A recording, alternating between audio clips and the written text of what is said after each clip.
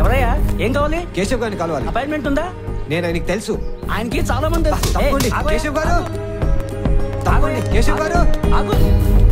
ఏం కావాలి శివ?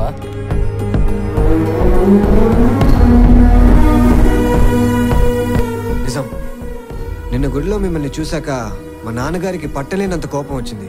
ఆ కోపం వెనక దాగిన నిజం. మా అక్క ఫోటో ఎక్కడెందుకుంది? మా కుటుంబానికి మీకు ఉన్న సంబంధం ఏంటి? రా చెప్తా. Please SIT. ప్రతి కథలోనూ ఒక మలుపు ఉన్నట్టే నా కథలోనూ ఒక మలుపు ఉంది. అది ఈరోజు నేనే చెప్పాల్సిన అవసరం వచ్చింది.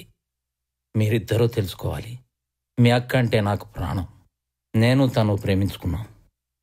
నా మహి అంటే నాకు ఎంత ఇష్టమో తెలుసా? మనం ఎప్పుడు ఇంత హ్యాపీగానే ఉంటాం కదా? Any doubt? 100%.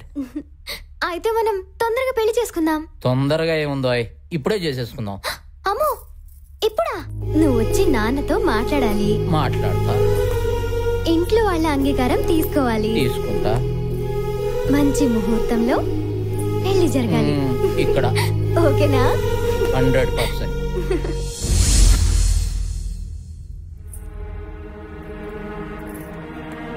ఏమైంది కేశవ్? కూర్చో.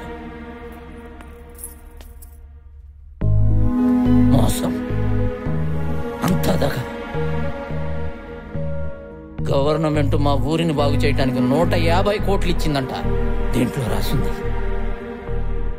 ఊరి అభివృద్ధి సంగతి దేవుడెరుగు. కనీసం తాగటానికి మంచినీళ్ళకు కూడా నోచుకోలేదు మా ఊరు. అందుకే మా ఊరిని నేను దత్తత తీసుకొని కాపాడుతున్నాను. నా చిన్నప్పుడు మా ఊరి వాళ్ళు బ్రతుకు తెరువు కోసం తండోపతండాలుగా ఊరు వదిలి వలసలు వెళ్ళడం నా కళ్ళల్లో ఇంకా తిరుగుతూనే ఉంది.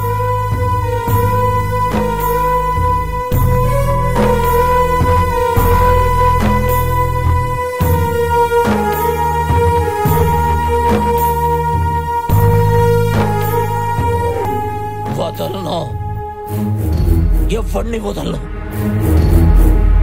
ఈ స్కామ్ లో ఉన్న ప్రతి చిన్న నా కొడుకు దగ్గర నుంచి పెద్ద నా కొడుకు వరకు ఎవరిని వదలను.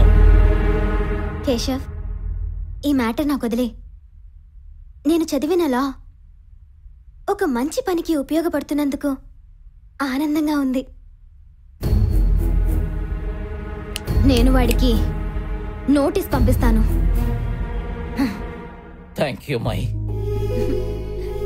లైఫ్ పార్ట్నర్ అంటే జీవితాన్ని పంచుకోవటమే కాదు, నా ఆశయాలను కూడా పంచుకుంటున్నాం.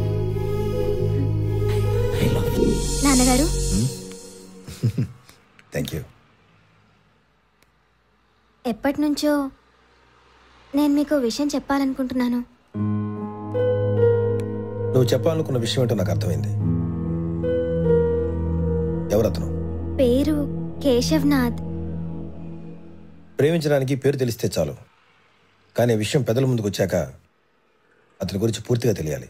అతను మీకు కూడా తెలుసు నాన్నగారు. Keshav Nath film star. ప్రేమ అని చెప్పి నటించే రోజులమ్మా ఇవి, కానీ నువ్వు ఏకంగా నటనతో నీ జీవితాన్ని పంచుకోవాలనుకుంటున్నావు. కేశవ్ చాలా మంచివారు నాన్న. మీరు అనుకుంటున్నట్టు అతను అందరిలాంటి వాడు కాదు. చాలా మంచి వ్యక్తి. నన్ను చాలా బాగా చూసుకుంటాడనే నమ్మకం నాకుంది. ఎక్కడి నుంచి వచ్చింది నీకు ఆ నమ్మకం? ఎవరిచ్చారమ్మా నీకు ఆ ధైర్యం? మీ పెంపకం నాన్న. నీకు తొలి అడుగులు నేర్పింది నా గుండెలపైనమ్మా. ఎందుకో తెలుసా?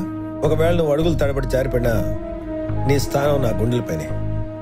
అలాంటి నీ తండ్రి నీ మనసు అర్థం చేసుకున్నాడు చెప్పు. నా కూతురు ప్రేమించింది మామూలు వ్యక్తినైతే ఆ నిర్ణయాన్ని ఆనందంగా ఆహ్వానించేవాడిని. కానీ నువ్వు ప్రేమించింది పూటకో వేషం కట్టే సినిమా వాడిని. వాళ్ళ జీవితం రంగులమయం. ఈరోజు నువ్వు, రేపు ఇంకొకళ్ళు. తెలిసి అలాంటి వాడి చేతిలో నేను పెట్టలేనమ్మా. అది కాదు నాన్న. ఇంట్లో ఒక పాత వస్తువు ఉంటే మూల పడేసి మార్కెట్కి వెళ్ళి ఇంకో కొత్త వస్తువు కొనుక్కోవచ్చు.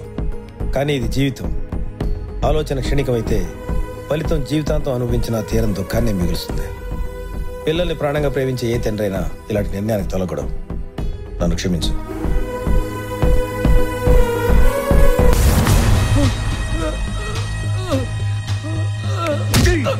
రింగ్ రోడ్ దగ్గర జాగా రేట్లు పెరిగినాయని చెప్పి జాగా కబ్జా చేస్తే నాతో సెటిల్మెంట్ చేసుకునేది పోయి నా మీద పోలీస్ కంప్లైంట్ ఇస్తావా? నా యాల నా కన్ను పడ్డ ఏ భూమిని వదిలేదు లేదు, ఏ మనిషిని వదిలేదు లేదు. ఎరా ఏంటి సార్ ఆ పేపర్? మన సార్ చేసిన అభివృద్ధి కార్యక్రమాలకి అదేదో అవార్డు పద్మశ్రీ లేదా పక్క రాష్ట్రానికి గవర్నర్ చేసిందా ఏంటి సెంటర్ లో? అరే మనం మంచి పనులు చేసేది లేదు, మనకు అవార్డులు వచ్చేది లేదు. ఏందా మన నియోజకవర్గ అభివృద్ధికి ప్రభుత్వం శాంక్షన్ చేసిన 150 కోట్ల నిధులు నామమాత్రానికైనా, అంటే ఒక్క పైసా కూడా ప్రజలకు ఖర్చు చేయలేదని అంతా మీ భోషానంలో పడేసుకున్నారని ఎవరో మహేశ్వరి అంట లాయర్ మీకు లీగల్ నోటీస్ పంపించారు. లీగల్ నోటీస్ అన్నాయా? చాలా డబ్బులు ఖర్చు పెట్టంగా. నువ్వు ఖర్చు పెట్టావని కోర్టుకు చెప్తే జమా లెక్కలు చూపించాలి. దానికి కోర్టు కమిటీ అని, ఒక కమిషనర్ అని, 4 ఆఫీసర్లని పంపిస్తారు. అప్పుడు వాళ్ళు మన బొక్కలను బయటికి లాగితే మనం బొక్కలకు పోవాల్సిందే. తన పేరేంటన్నావు? మహేశ్వరి. మహేష్ నిన్ను కోర్టుకి ఇచ్చింది. మనం మాట్లాడుకోవాల్సింది ఏమైనా ఉంటే అది కోర్టులోనే. Please get out. చూడండి ఎమ్మెల్యే గారు, ఇంట్లో శుభకార్యం జరుగుతుంది. ఇప్పుడు మీరు వచ్చి డిస్టర్బ్ చేయడం మంచిది కాదు. దయచేసి వెళ్ళండి. అమ్మ తోడా పెద్ద